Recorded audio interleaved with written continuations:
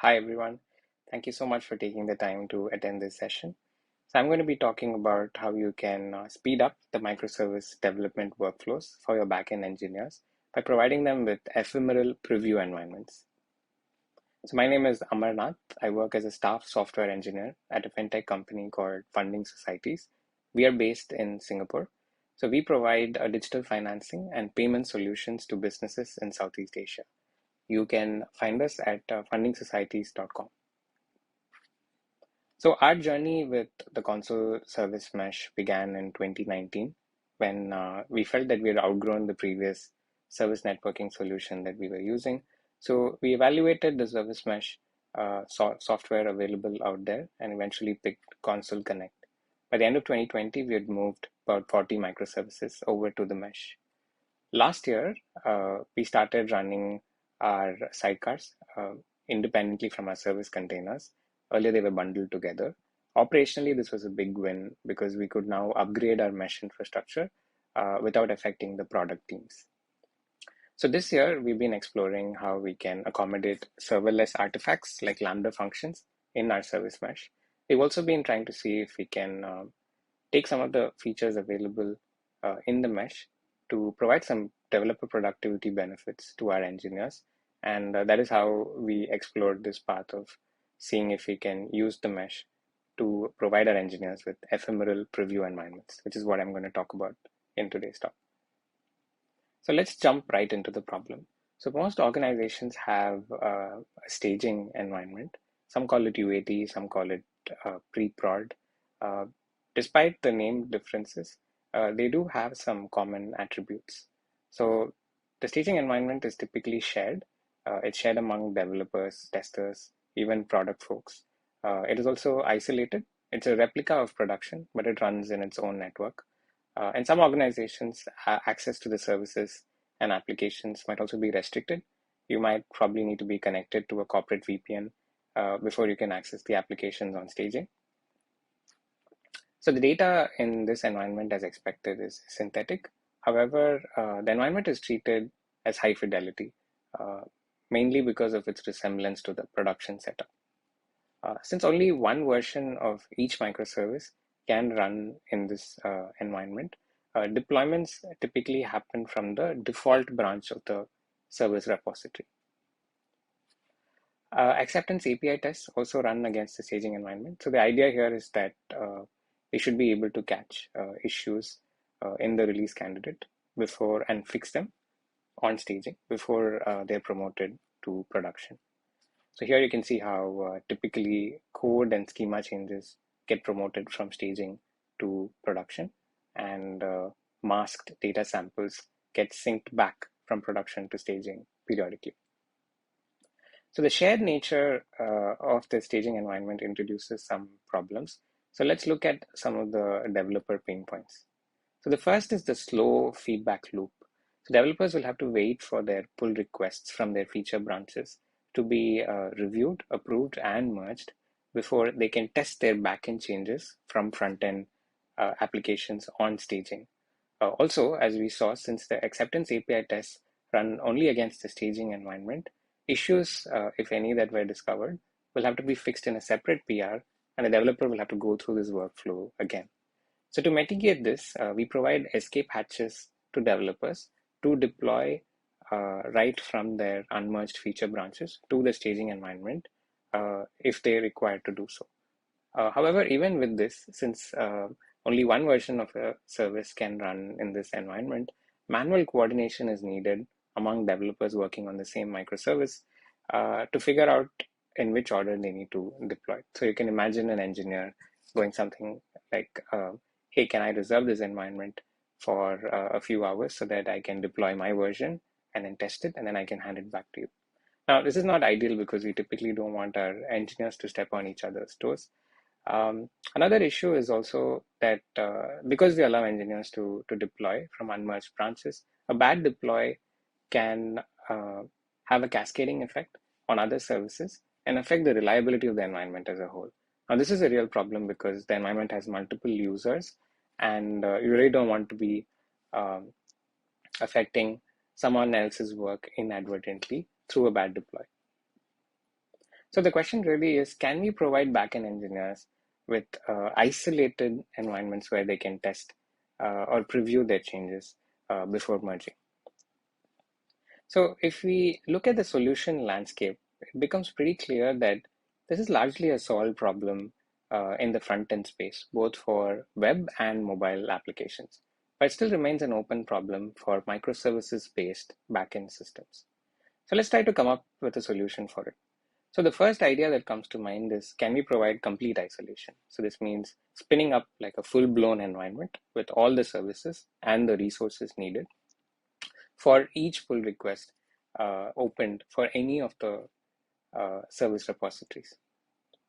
Now, while this might work for small teams and small set of services, as the number of services increases and the team grows, this quickly becomes untenable, primarily because it can get prohibitively expensive to run full-blown environments, multiple full-blown environments for every pull request. The second also is the amount of time it takes to provision such environments, because beyond the time it takes to deploy, you also need to think about installing the database schema, seeding data, etc. And that quickly adds up. So what I'm leaning towards and what we'll be looking at in the rest of the talk is actually multi-tenancy. So the premise here is that the staging environment is already good enough and we want to reuse as much of it as possible. This includes the baseline services that are deployed there and all the other resources. We want to see if we can deploy ephemeral variants of our services that can run in the same environment along with the baseline versions. And finally, we want to see if we can isolate at a request level and figure out some sort of a smart routing way to ensure that the requests made are sent to the right versions of the services that we are interested in, right? So before we lay out the requirements a bit more clearly, let me introduce this reference system that we're going to be using for the rest of the talk. So imagine that this is the staging environment of a sliver of an e-commerce backend. So you see a few microservices here, and they're written in different programming languages, which is not very uncommon. Each of these services are also part of the service mesh. So you can see the Envoy sidecar proxy running alongside each of them. Each of them are also integrated with a tracing client to send spans for distributed tracing, which has become quite indispensable these days. So what you see at the top is the API gateway, which is your edge proxy, load balancer. So all requests from users, front-end applications are received at this proxy, and then it sends it upstream. So the checkout service is something like a backends for front-ends kind of service, and it has the payment and currency services as its upstreams. So the payment service is a direct dependency, while the currency service is one hop away. So the first requirement that we have is, can we capture user intent in a flexible way? So what I mean by user intent is basically the user specifying which versions of individual services they are interested in accessing, right? And sure, we can easily do this with HTTP request headers, and they compose really well also. So you can have multiple headers to specify the versions for each of the services that you might be interested in testing or previewing. So in this case, as you can see, we are using convention, X preview prefix. But after that, we have the name of the microservice and the version of it that we want to access. So I've represented the version here using the pull request number, but alternatively, you could also use something like the feature branch or the git commit hash, for instance. So the second requirement is, can we run multiple versions of our services, basically the ephemeral versions of our services in the same environment alongside the baseline. So what we want is, so as you can see here, you have the baseline payment service version already running. Can we also run these two variants? And as you can make out from the service name, they are deployed from individual PRs. And similarly for the currency service, it has one variant running alongside it as well. Can we do something like this? The answer is yes. So in a cloud native setup, it should be pretty easy to use a container orchestration tool like Kubernetes, ECS, or Nomad to deploy multiple versions of your services. So the third requirement is, can you propagate user intent to all the services that are seen in the request path. So what this means is that we are able to receive the user intent as request headers at the API gateway, as we saw in our first requirement. But the question now is, can these headers be propagated automatically to all the other services that are seen in the request lifecycle? Now, the API gateway being a reverse proxy does this automatically, right? And the Envoy sidecar proxies, also being reverse proxies, do the same. However, the custom microservices like checkout, payment, and currency might not exhibit this behavior out of the box, right? So to fix this, we might probably need to make some code changes in each of these services to do what we desire, which is to read the request headers and then automatically inject them in all the downstream calls made as a part of that request lifecycle in that service. Um, what makes this a bit challenging is because there are multiple programming languages at play here. So if you were to do this, we probably need to build libraries in each of these languages and then update our services to use them. The question is there a different way? Is there uh, another way that we can think about this where we don't need to put in as much effort? The final requirement is the most important one, which is, sure, we have the user intent supplied as headers to the entry point. We have figured out some way to propagate them to all services. Now, how do we use them to route the request to the right versions of the services like we desire? So this is a bit tricky to achieve. And again, what we want to see is how can we do this in a way that can uh, scale automatically with the system, right? So what we're going to do first is look at the tools that we already have at hand and see if we can find solutions with some of them. So the first is distributed tracing rails.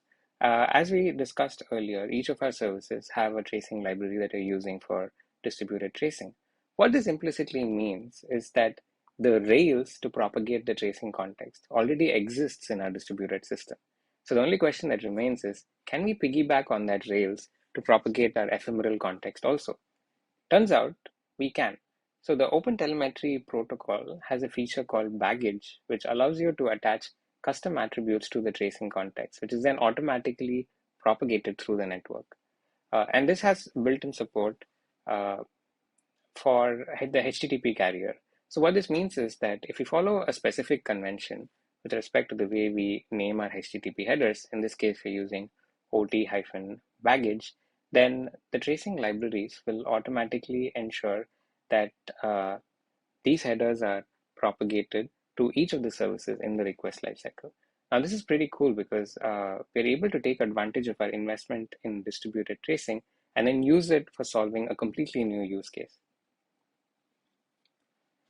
So in the Consul Service Mesh, you might already be aware that the console client and server agents together form the control plane of the mesh. So to me, what the control plane gives us, I feel, is that is centralized configuration with decentralized enforcement. So what this means is you can define configuration policies for your service centrally, and then which is evaluated by Consul, which then propagates the associated changes to the sidecar proxies of all the downstream services automatically where they are enforced. So Consul calls these policies configuration entries, and we're going to be taking advantage of two of them to solve some of the problems that we have. So the first is the service resolver configuration entry. What this lets us do is basically segregate the service instances that operate under the same name uh, into different buckets based on some criteria. For example, here we're defining the service resolver for the payment service, and we have three subsets defined. So the first one is the baseline subset for the default version of the service that runs on staging, and then we have one subset each for the ephemeral service variants that are deployed from individual pull requests, right? As a part of the configuration entry definition, we also have the default subset specified as baseline. So what this means is by default, all the requests that are intended for the payment service are sent to the baseline subset, right? Which is the standard behavior in the staging environment that we already had. When we are registering our service instances with Consul, we must now remember to include the meta attribute, ephemeral, with the value set to some identifier for the pull request itself, right? So if we do this, we are sort of opting in to our service instance being classified or being put into a specific bucket that we defined earlier. So together, what happens here and what we are essentially going for is to have multiple variants of our service running alongside each other on the same environment and known to console, right? Uh, so what these variants are essentially doing is that they're serving as targets for our smart routing rules, which we are going to set up next. So the service router configuration entry, I think, is one of the most powerful features of the service mesh because it allows us to shape the traffic within the mesh without reconfiguring individual services. For example, here you can see the service router definition for the payment service, and this should be pretty easy to follow. So you have like a matching rule against a specific HTTP header, and then you're checking if its value matches PR1234 exactly. If it does, instead of routing the request intended for the payment service to its default subset, we route it to this specific subset. If you do a quick recap of the requirements, for the two open problems that we had earlier, we have now found solutions using tools that we already had. The first being distributed tracing, and the other being the service resolver and service router configuration entries. So now if you quickly revisit our reference system, you can see that we're now setting our user intent using request headers that follow the OT-baggage convention. And because we do that, the tracing rails that we have, it's able to automatically propagate these headers to each of the services that are seen in that request path. And because we have our service resolver and service router configuration entries defined as a part of the service mesh, the requests reach the desired service versions. So now that we have all the ingredients that we need to achieve what we wanted out that we set out to do, now let's talk about the high level design for some automated workflows that we can have in place to unlock the power of ephemeral service deployments for our developers, right? So I feel that the pull request is a core part of the modern SDLC. So I think that's a reasonable place for us to hook into. So imagine if a new pull request is opened or a series of commits are pushed to an existing open pull request, we might want to execute a CI recipe that looks something like this. First is you'd want to stop all the existing ephemeral service deployments, if any, related to the same PR. Then we'd want to build a new Docker image and attach a custom tag. The git commit hash would be a good candidate here. Then we deploy the ephemeral service to the same staging environment. Then we register the service instance with Consul. We'd want to remember to set the ephemeral meta attribute to indicate that it's an ephemeral service instance. Then we'll update the service resolver config entry for that service to add a subset for the PR if it doesn't exist already. Finally, we'll update the service router config entry to add the custom routing rule like we saw earlier, assuming it doesn't already exist for the same PR as well. And likewise, if the PR is merged or if it's closed, we might want to run a CI recipe that looks something like this. So we stop the ephemeral service deployment. We deregister the service instance from console. We update the service router config entry to remove any custom rules you would have added. And finally, we update the service resolver config entry to remove the subset that we might have added for the same PR. So now let's look at a short demo to see this in action.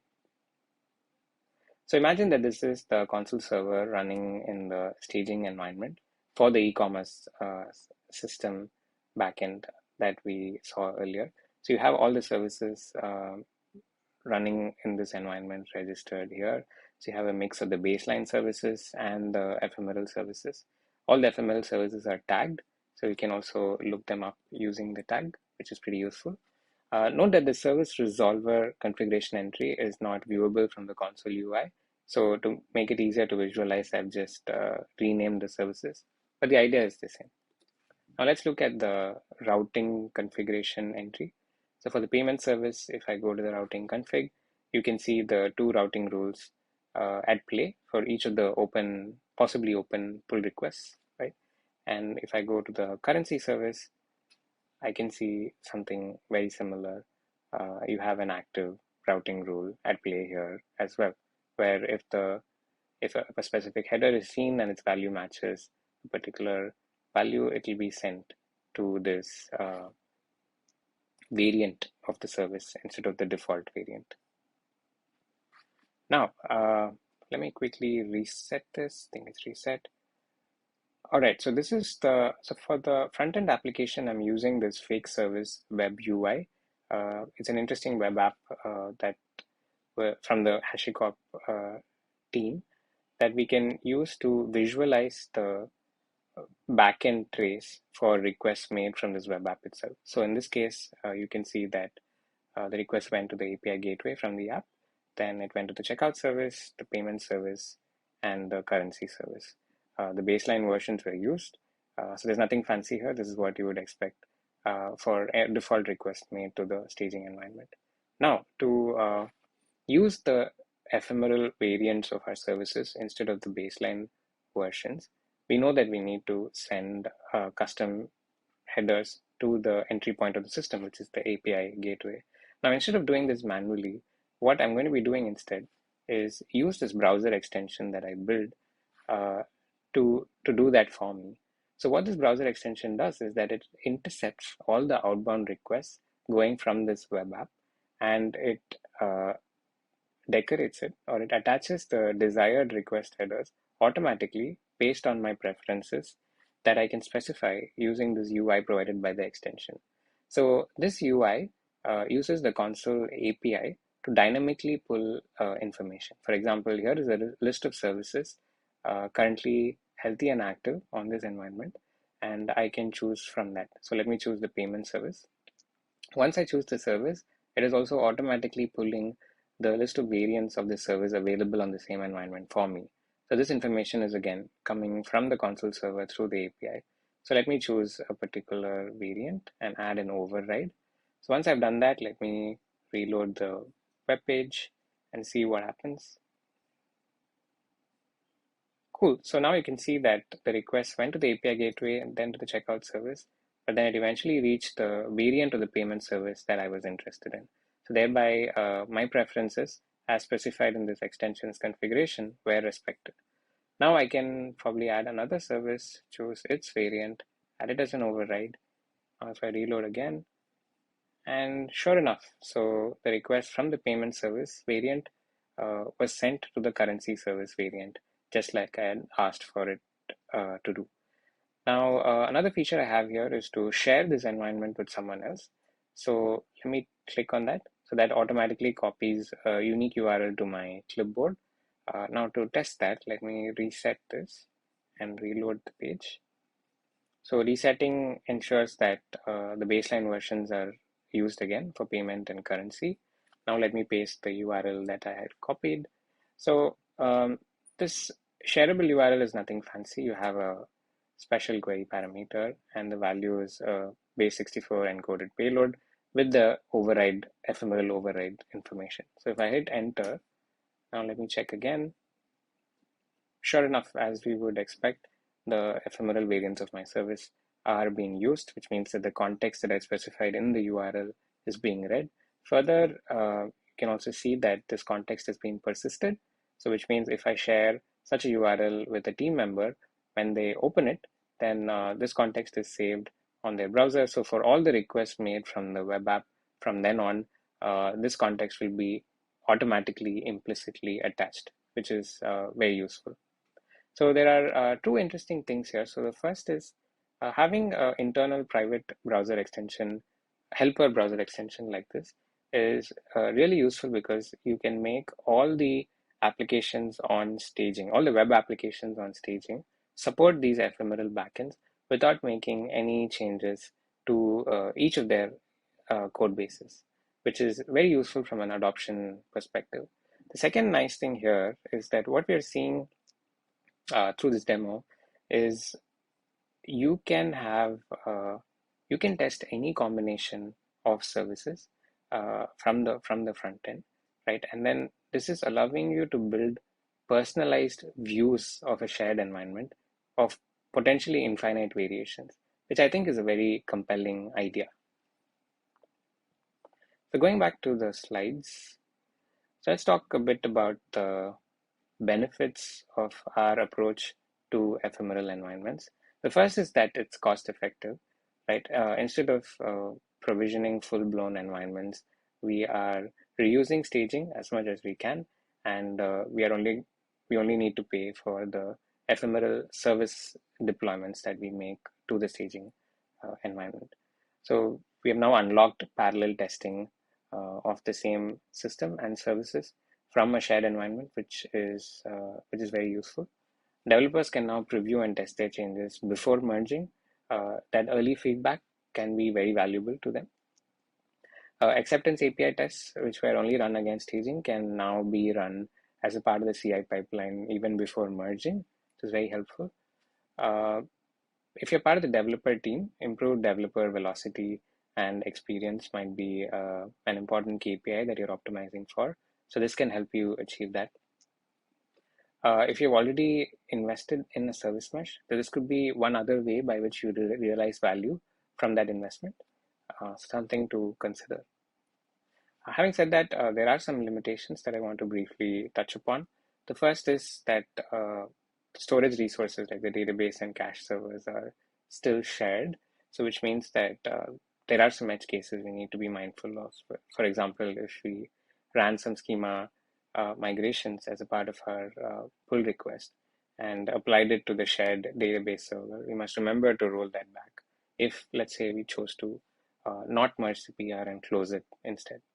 Um, so while this approach works very well for microservices systems where predominantly the common pattern for inter-service interactions is synchronous RPC calls.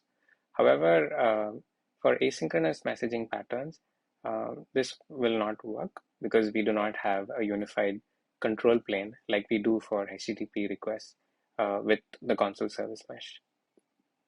So that's it for today. I hope that you found this talk useful, and I really and I hope that I've convinced you enough to consider implementing something like this for the benefit of the backend engineers on your team.